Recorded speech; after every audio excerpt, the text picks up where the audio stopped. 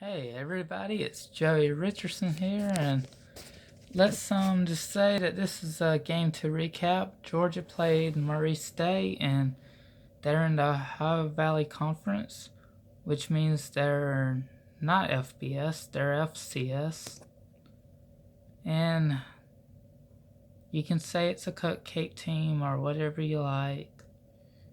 I mean, even people will say it's a nobody team. But I'm just going to say it wasn't anybody who could keep up with Georgia, at least down the stretch. So Murray State went 5-3 in their conference last year. That was fourth best in the conference.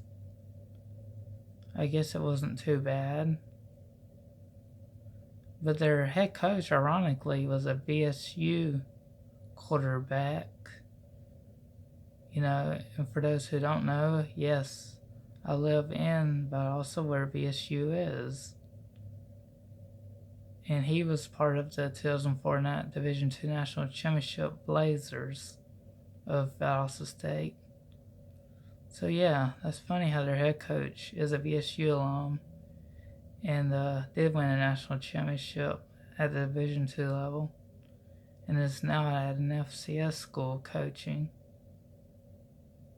So, not much to say here. Georgia takes opening kickoff, and obviously it results in a touchdown. And of course, Fromm completed a couple passes, or one or two. There's a lot of running. I don't gotta remember who scored a touchdown. Was it Swift or was it Harrion? Swift may have scored on that one. I'm not sure though.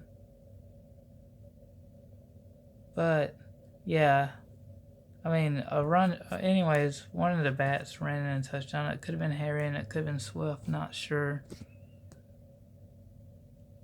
But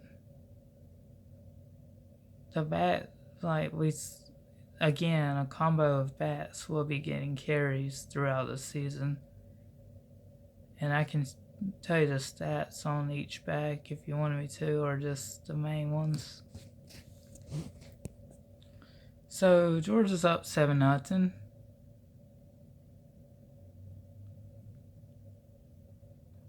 So after that, though, Georgia, starts playing well, but a former Florida Gator receiver ends up with a 60-yard touchdown catch to tie things up. And it's 7-all, but it doesn't stay that way. And let's just say Georgia went on a 35-0 run, and it was a variety of things. Let's see who got touchdowns. I think Zeus White, yeah, he got a touchdown.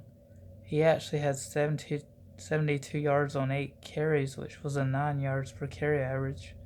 He scored one of the touchdowns. Swift, I think, had 2 of them.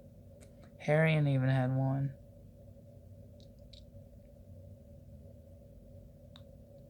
And then Fromm, who was 10 of 11 for 166 yards, 1 TD and no interceptions,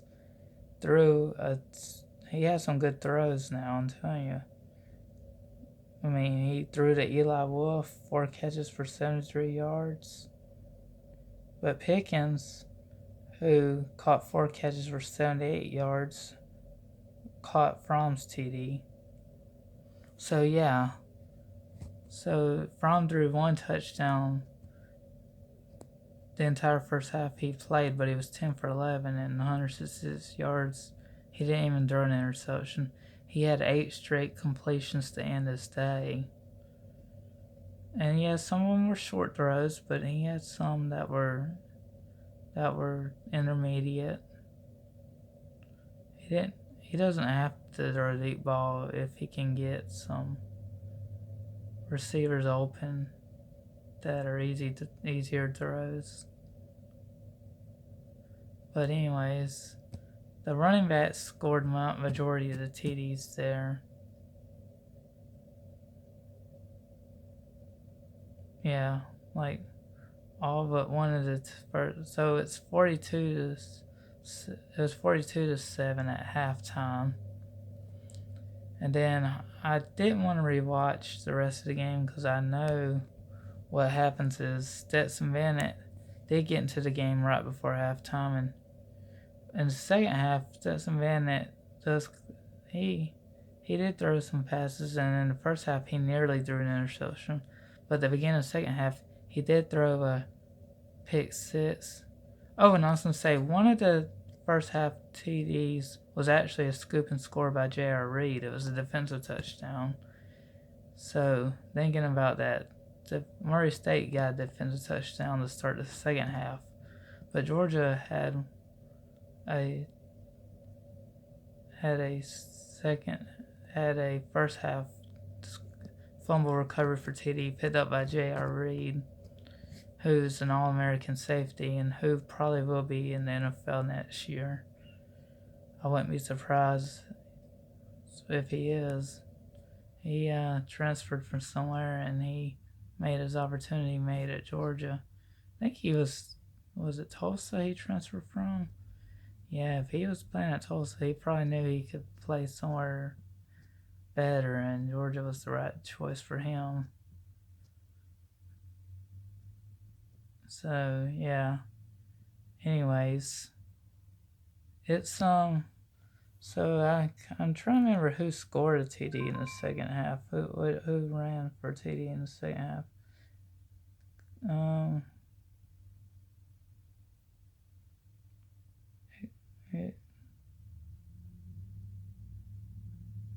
I do know that Stetson Bennett threw 2 touchdowns. He was 9 of 13 for 124 yards, 2 touchdowns, and then the pick six he threw. But yeah, he threw to who were the receivers he threw to? He threw to Blaylock, who's a true freshman, 3 catches for 48 yards and a TD, and Demetrius Robertson,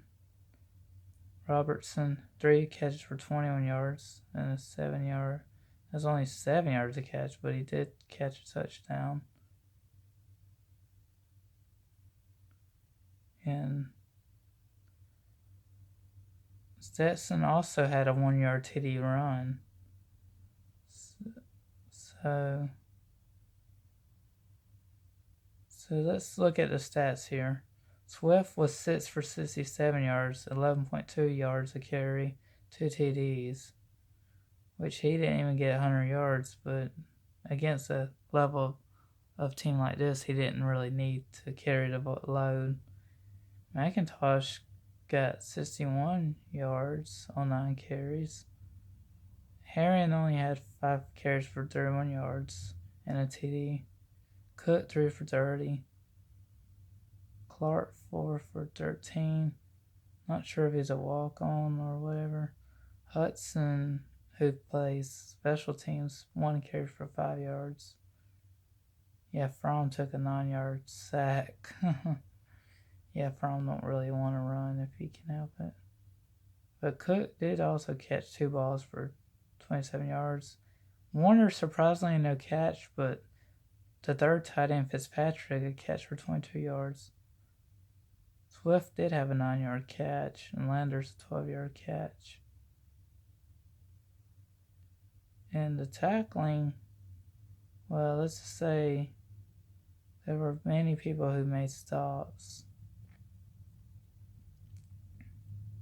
Oh, my brat had assisted tackle. Yeah, he played mop-up duty, but who led the solo tackles? Mark Webb, who was a wide receiver, turned defensive back.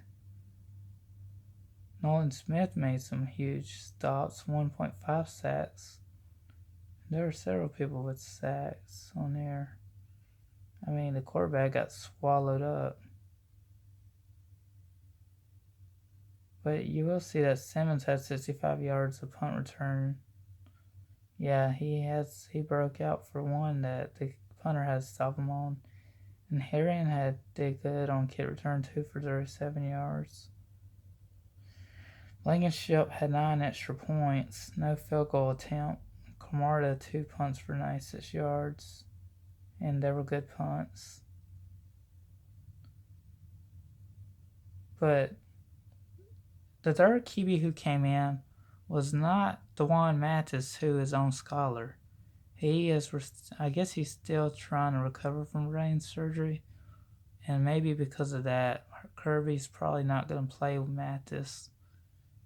Maybe he's going to redshirt this season.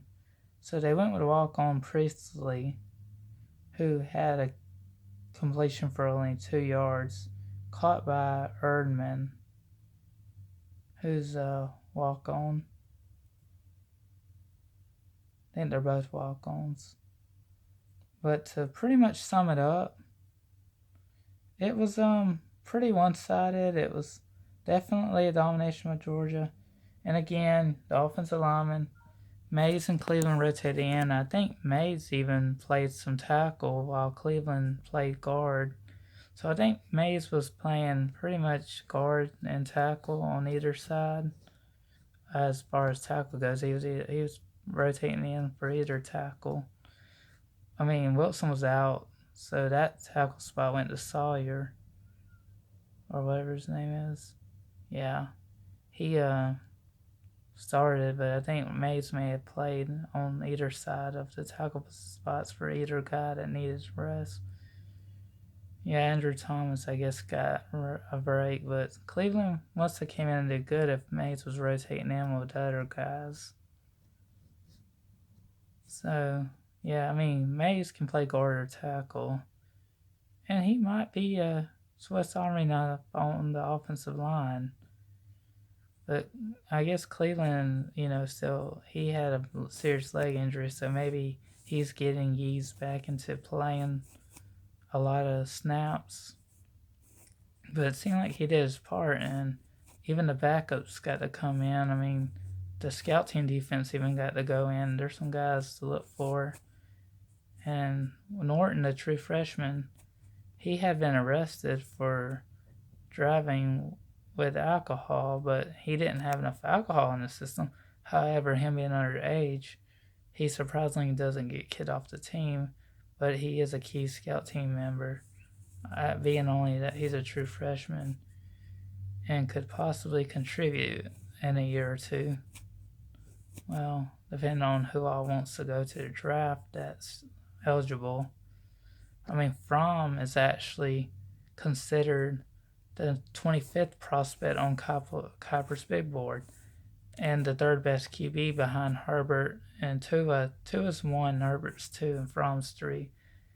And I forget the exact numbers of the other two guys. Herbert's like 11, I think. Tua's somewhere in top 5, I think, maybe.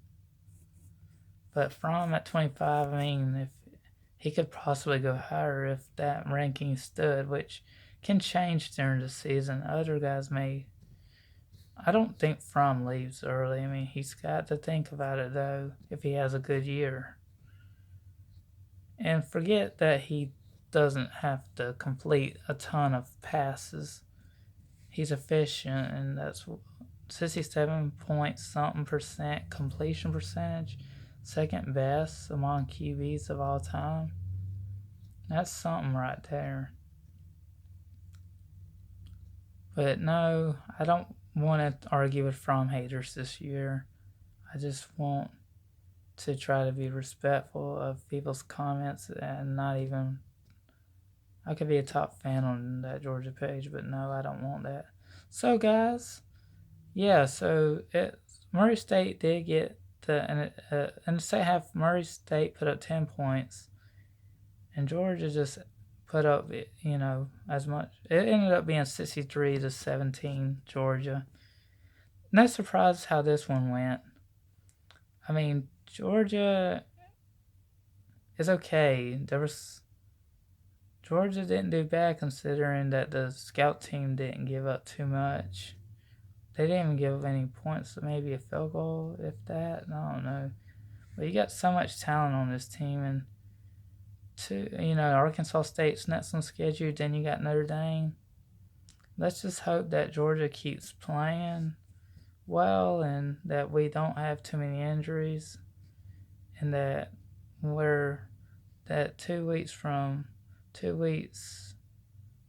not this Saturday, but the next Saturday, Notre Dame. But Arkansas State is in the way, and Georgia needs to be focused on Arkansas State, who I think Georgia can handle with ease. And it's gonna take a game, like just playing the best you can, and I don't see Arkansas State hanging in there. I'd be surprised if they did, but anyways, go Dogs, and you can like my video, you can subscribe if you haven't, you can just comment if you ever want to. Don't get tons of comments, just mostly likes, but it's cool. Go Dogs, and hopefully they do win again, and hopefully it'll be a good one against Notre Dame in a couple weeks. Peace.